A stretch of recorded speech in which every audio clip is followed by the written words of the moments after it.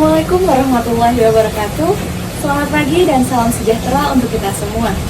Pertama-tama, saya mengucapkan terima kasih kepada Bapak dan Ibu yang telah berkenan meluangkan waktunya sejenak untuk hadir pada acara di pagi hari ini.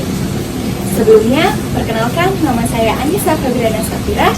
Saya di sini ditugaskan untuk menyampaikan materi penyuluhan kepada Bapak dan Ibu sekalian.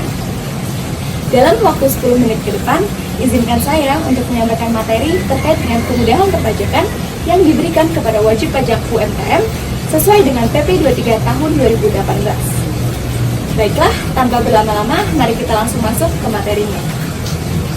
UMKM, kata itu pasti sudah tidak asing di telinga Bapak dan Ibu sekalian. Karena itu merupakan bidang usaha yang saat ini sedang ditekuni oleh Bapak dan Ibu. UMKM sendiri adalah usaha produktif yang berskala mikro, kecil dan menengah yang dimiliki oleh orang pribadi dan atau badan.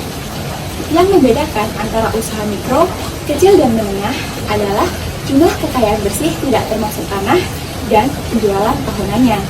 Untuk usaha mikro, jumlah kekayaan bersih maksimal adalah 50 juta rupiah dan penjualan tahunannya maksimal adalah 300 juta rupiah. Untuk usaha kecil, jumlah kekayaan bersih adalah lebih dari 50 juta rupiah sampai dengan 500 juta rupiah. Dan penjualan tahunannya lebih dari 300 juta rupiah sampai dengan 2,5 miliar. Dan yang terakhir, untuk usaha menengah, jumlah kekayaan bersih lebih dari 500 juta rupiah sampai dengan 2,5 miliar. Dan penjualan tahunannya lebih dari 2,5 miliar sampai dengan 10 M. Lalu, UMKM yang seperti apa sih yang mendapatkan fasilitas dalam PP 23 tahun 2018 ini? UMKM yang mendapatkan fasilitas adalah UMKM yang memiliki penghasilan dengan peredaran bruto tidak lebih dari 4,8 dalam 1 tahun pajak. Untuk menentukan apakah UMKM tersebut berhak atau tidak atas fasilitas ini, kita harus menentukan peredaran bruto tahun terakhir sebelum tahun pajak. Misalnya, Ibu Yuni memiliki usaha dengan peredaran bruto pada tahun 2018 adalah 3 miliar. Maka, pada tahun 2019, Ibu Yuni telah berhak untuk mendapatkan fasilitas yang sesuai dengan PP 23 tahun 2018. Lalu muncullah pertanyaan, kenapa UMKM yang mendapatkan fasilitas dalam PP 23 tahun 2018 ini? Hal ini karena UMKM memiliki kontribusi yang cukup besar dalam PDB nasional. Terlihat pada tahun 2010 sampai dengan tahun 2020, UMKM selalu menyumbang lebih dari 50% dari total keseluruhan PDB. Seperti yang dapat dilihat pada grafik di samping, UMKM mulai dari tahun 2010 sampai dengan 2020 selalu menyumbang minimal 57%. Dan pada tahun 2017 merupakan titik kontribusi terendah dari UMKM, yaitu hanya sebesar 57,1%. Oleh karena itu, pemerintah mengeluarkan PP 23 tahun 2018 dengan tujuan untuk mendorong dan mempermudah UMKM agar dapat lebih berkembang dan dapat bersaing dengan usaha-usaha berskala besar lainnya. Jadi, bagaimana? Bapak dan Ibu sekalian termasuk golongan UMKM yang berhak atas fasilitas PP 23 2018 atau tidak? Wah, ternyata kita termasuk WP UMKM yang dapat fasilitas itu, Mbak. Dengan dikeluarkannya PP 23 tahun 2018 ini, maka PP 46 tahun 2013 telah resmi dicabut dan tarif pajak yang dikenakan terhadap UMKM turun menjadi 0,5%. Dalam menghitung besarnya pajak berutang itu sangatlah mudah Bapak Ibu sekalian. Bapak Ibu tinggal mengalihkan tarif sebesar 0,5% dengan dasar pengenaan pajak yang merupakan peredaran bruto dalam 1 bulan. Yang dimaksud dengan peredaran bruto adalah penghasilan yang diterima oleh Bapak dan Ibu sekalian sebelum dipotong dengan diskon atau potongan penjualan. Sebagai contoh, Ibu Yuni pada bulan April 2019 mendapatkan penghasilan sebesar 500 juta rupiah dan telah dipotong diskon sebesar 10 juta rupiah. Maka, untuk menghitung peredaran bruto, Ibu Yuni harus menambahkan 500 juta rupiah dengan 10 juta rupiah dan diperoleh 510 juta rupiah sebagai peredaran bruto. Setelah itu, Ibu Yuni tinggal mengalihkan tarif sebesar 0,5% dikalikan dengan 510 juta dan diperoleh besarnya pajak berutang yang harus disetorkan oleh Ibu Yuni. Ya ampun, Mbak, ternyata gampang banget ya cari PPh terutangnya. Cuma tinggal kaliin tarif sama penghasilan yang saya peroleh tiap bulannya.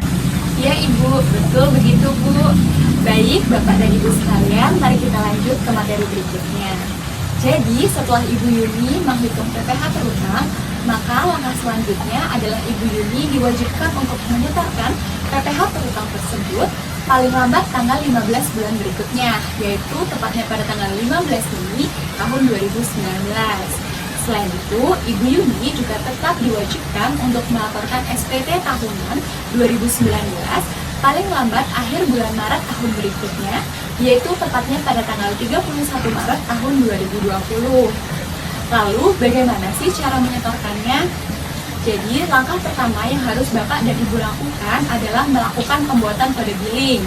Kode billing dapat dibuat melalui laman DJP online, yaitu di www.djponline.pajak.go.id atau melalui WhatsApp billing.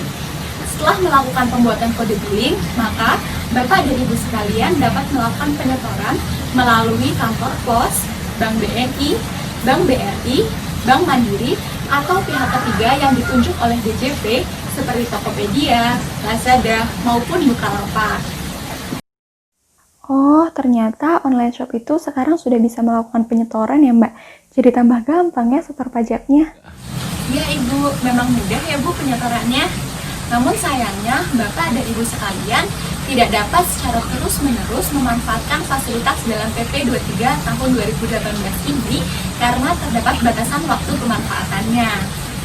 Seperti yang dapat dilihat di layar, setiap jenis wajib pajak itu memiliki batasan waktu yang berbeda-beda. Untuk wajib pajak orang pribadi adalah selama 7 tahun, untuk wajib pajak koperasi, CV, firma adalah 4 tahun, dan untuk wajib pajak perseroan terbatas adalah 3 tahun. Jangka waktu tersebut terhitung sejak wajib pajak terdaftar apabila wajib pajak tersebut terdaftar setelah berlakunya PP ini, atau tahun berlakunya PP ini apabila wajib pajak tersebut terdaftar sebelum berlakunya PP ini. Oh, jadi fasilitasnya nggak bisa dipakai berkali-kali ya, Mbak? Iya Pak, jadi memang tidak bisa dimanfaatkan secara terus-menerus karena terdapat batasan waktu seperti yang sudah saya jelaskan sebelumnya. Baik, Bapak dan Ibu sekalian, meringkas dari apa yang sudah saya jelaskan sebelumnya, jadi pemerintah melalui PP nomor 23 tahun 2018 ini memberikan setidaknya 3 kemudahan kepada wajib pajak UMKM. Yang pertama adalah wajib pajak UMKM tidak perlu melaporkan SPT massa karena setiap wajib pajak UMKM melakukan penyetoran sudah dianggap sebagai pelaporan SPT massa. Yang kedua adalah tarif yang digunakan bersifat final. Dan yang ketiga adalah dasar pengenaan pajak yang digunakan hanya berdasarkan peredaran bruto. Hal ini berbeda dengan wajib pajak orang pribadi yang tidak melakukan kegiatan usaha, serta wajib pajak badan yang memiliki peredaran bruto lebih dari 4,8 miliar. Di mana untuk wajib pajak orang pribadi, dalam menghitung dasar pengenaan pajak itu perlu mengurangkan seperti PPKP, iuran pensiun, JKK, JKM, dan lain sebagainya. Sedangkan untuk wajib pajak badan perlu dilakukan rekonsiliasi fiskal. Demikian pemaparan yang dapat saya sampaikan. Apakah dari Bapak dan Ibu sekalian ada pertanyaan?